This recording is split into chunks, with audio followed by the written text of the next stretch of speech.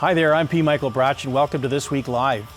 Doug Ford has had a crazy ride and it may be time to make some major changes to his command table if he wants to stay in the Pink Palace for another season. Doug Ford was the least popular premier in Canada before Corona hit. He was so unpopular that voter polls said that if he held an election before the pandemic had arrived, the Ontario Liberal Party, even though they didn't have a leader at the time, would have defeated Doug Ford in an election. Doug Ford was so unpopular that even Andrew Scheer, life of the party and failed American insurance broker, felt that he would be more popular in Ontario if he pretended not to know Doug Ford during the federal election last year. In the beginning of March this year, life in Ontario was the usual. The Ford government was plumbing new depths of unpopularity as they tried to convince school teachers to increase class sizes to 28 so that students would get better outcomes, and pushing at the same time for online classes that they later were unable to deliver. So you know how in horror movies there's always this crazy foreshadowing going on, like the earthquake movie where the audience is going crazy because they can see the water in the glass starting to shake and the animals running away, or perhaps in Jaws where the shark is checking out the yummy swimmers. Well, for COVID coming to North America, the foreshadowing was really pretty subtle and hard to notice. For example, who would have noticed 1.4 billion Chinese citizens under virtual house arrest for 2 months? And then the virus blasting through Italy, overwhelming ICUs, leading to very difficult life and death decisions, the devastating impact on Spain, or the effect of the virus on British Prime Minister Boris Johnson's hair. Hard to miss. Foreshadowing. And then we go to New York City, where hundreds and hundreds of people were left outside in body bags, in trucks, as they started to pile up again. All of this, something that the command table somehow missed. And Doug Ford and his chief medical officer, in fact, told people to go away for March break. Go away, have a good time, enjoy yourself. And then the very same day, close schools. Oops. And then the virus arrived, and things really did change. The most unpopular premier in Canada began to hold daily press conferences about COVID, and he was a changed man. Suddenly, Justin Trudeau was doing an amazing job. Translation, thanks, the check cleared. And even though Justin couldn't come outside to play for 2 weeks, they seemed to be friends for the first time. Doug saw something in Trudeau that he'd never seen before.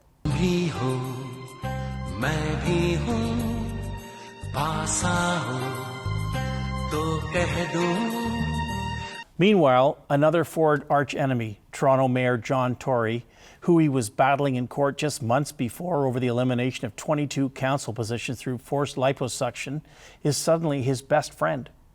And at that moment, like the Grinch meeting little Mary Lou Who, or WHO, depending on how you want to pronounce it, Doug Ford's heart grew not once, but 3 times. And the new and improved pandemic premier surged in popularity in Ontario from a 20% approval rating last year to a 76% approval rating in May. Hallelujah. Hallelujah. But there was just one problem. The COVID results in Ontario started to go off the deep end. Ontario's numbers continued to grow, and next to Quebec, lead the country. 4 times the infection rate per capita versus BC, who got hit bigger than Ontario in the early days. You see, here's the difference. BC's Dr. Bonnie Henry figured out that seniors quite often lived in seniors' homes, and so she ordered the BC long-term care homes locked down. Unlike Ontario, who failed to ensure initially that Ontario COVID patients were even kept in separate rooms from healthy people in long-term care wards. BC's Dr. Henry again ordered long-term care staff to wear PPE, while Ontario nurses actually had to take some care homes to court to get an injunction permitting them to access and wear PPE. BC's Bonnie Henry ordered rest home staff to choose one place of work and not to go part-time from care home to care home like some kind of typhoid Mary with a paper route, something Ontario's command table didn't do for months. I'm certainly glad that our leader in Ontario, unlike the crazy malaria pill-popping, bleach-swigging science disbeliever to the south, actually feels that it's important to listen to medical advice. Well, not all advice, but at least about COVID.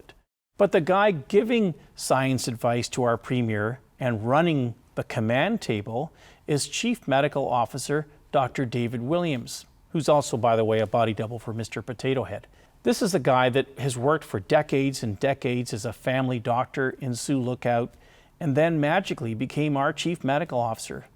And this single doctor is actually in charge of our massive healthcare and economic future.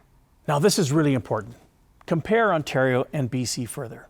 Dr. Bonnie Henry was testing like crazy there, and the numbers fell without putting the BC economy into a multi-billion-dollar-a-day medical coma like in Ontario.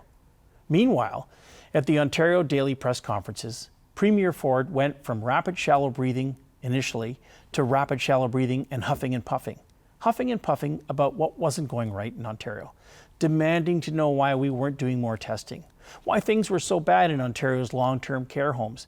So why not ask the command team standing sheepishly behind him, desperately trying to avoid eye contact, like the kid who forgot to read the chapter last night? So as Ontario starts to broadly enter phase 2, Mr. Premier, you can actually start to breathe normally for a bit. Drive up to your cottage and stay for more than 2 hours like last time. Sit at the end of the dock and throw a stone in the lake.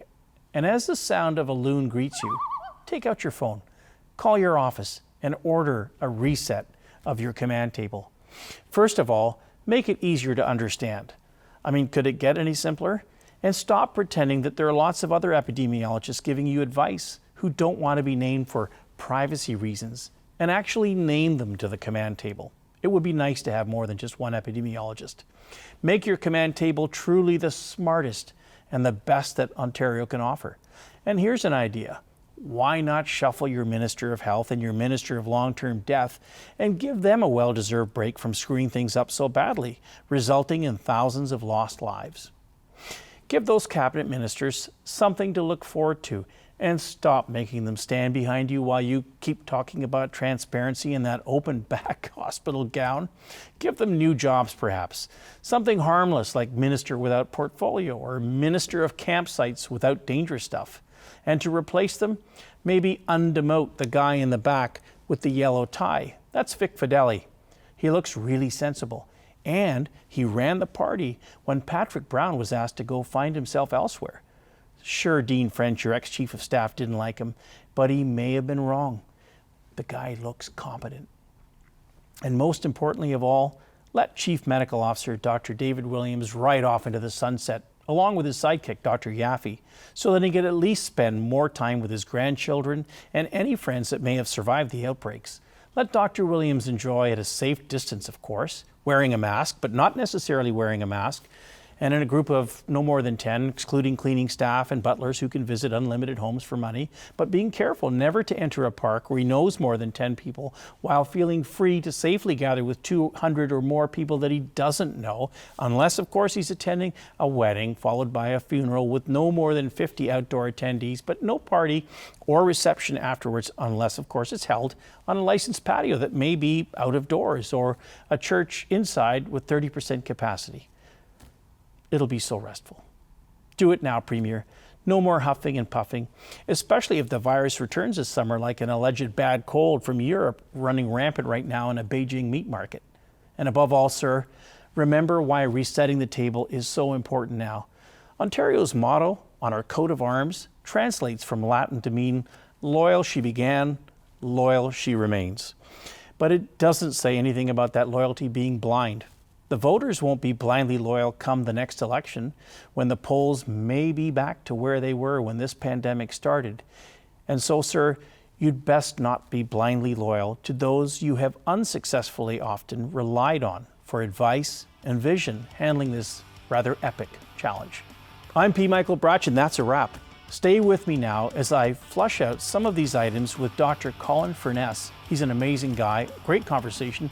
He's a noted epidemiologist and an associate professor of health at the University of Toronto. Subscribe if you like it. Thanks for joining me, and stay safe.